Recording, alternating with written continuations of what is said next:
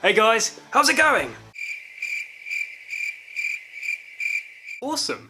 Okay, so that was Big Cheese by Nirvana.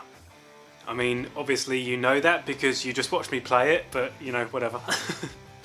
Okay, so Big Cheese was recorded by Nirvana back in 1988, and interestingly, it featured as a B-side on their first ever single, which was of course Love Buzz.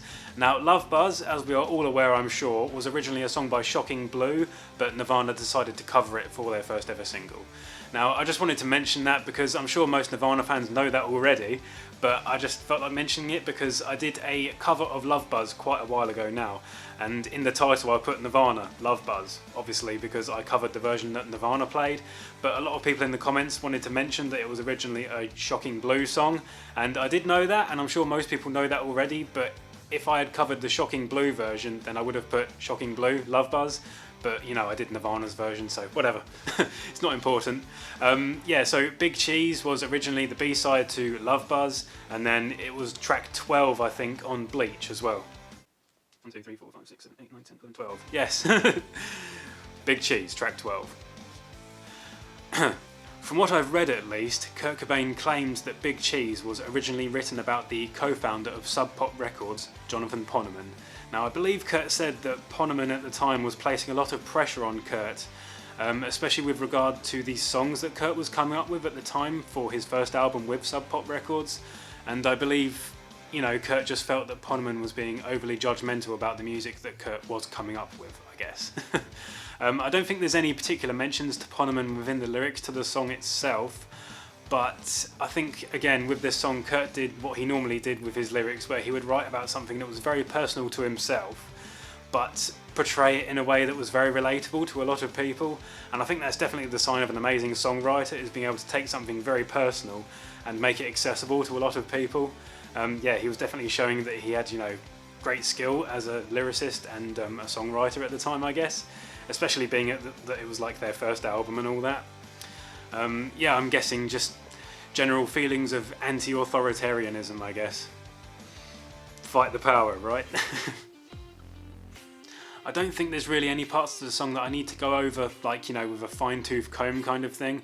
I believe I did just go over the intro and perhaps the two solos as well. But yeah, they're not difficult by any means, really. It's just a case of sort of practice it and be patient. Persistence is the key with playing the guitar, as you all know, I'm sure. But coming from someone who's learnt a lot of songs in the last few years, or at least relearned a lot of songs in the last few years, all it takes is persistence. That's all you need. Just be patient and keep trying, you know, don't give up. If your wrist starts hurting or if your hand starts hurting, definitely take a break, but don't give up, you know, just listen to the song a few times while you're taking a break and just, you know, keep trying, because that is how you achieve things in life. It's sort of like, it's relevant to everything really, but particularly for me with playing the guitar, all you have to do is just be persistent, you know, and you will be able to play it in the end. You know, sometimes when I come to learn a song for this channel in particular, you know, I start to learn a song and I get a bit daunted by it because I kind of like, you know, can't really hear the rhythms to it and I can't really play along to it as well as I would like to, and it kind of feels like I have to get over a hump kind of thing. But, you know, again, like I keep saying, just keep trying and you will kind of like get to the top of that and then sort of understand how to play it and it will all make sense. I don't mean to be like preachy or anything, but it's just my experience, you know. Don't give up, that's all I have to say, just keep trying, you know. Now, I do want to say this is only my personal interpretation of how to play Big Cheese by Nirvana. I'm not claiming this is like the definitive version of how to play the song by any means, but I'm pretty confident it's at least 95% accurate to how Kurt Cobain played it. Now, when I was learning the song, I watched a couple of live versions and basically just copied what Kurt was doing in those versions. I believe in the album version that's on Bleach, there are some minor alterations to like the strumming patterns every now and again, but they're very infrequent, so you know, you'd barely really notice them. Yeah, so for the sake of consistency and to make it easier for you guys and probably myself in a way as well, I kept it pretty consistent throughout, so you know, it's not too confusing or anything. Like I said, you can barely hear those like minor variations in the picking patterns anyway, so I don't think it really matters all that much. Plus, I seriously doubt that Kurt ever played the song identically the same way twice. Do you know what I mean? It's just, it was grunge, you know. Just enjoy yourself and have fun. Again, I'm not claiming mine my version is the definitive version, but it'll definitely set you on the right path, and yeah, you'll definitely get really close to, you know, how Kurt Cobain played it. Definitely passable, at least, anyway. So yeah. Anyway, I'm going to end the video there. Hope you guys liked it, and if you did and you haven't already, please feel free to hit like and subscribe and all those awesome things you guys always do.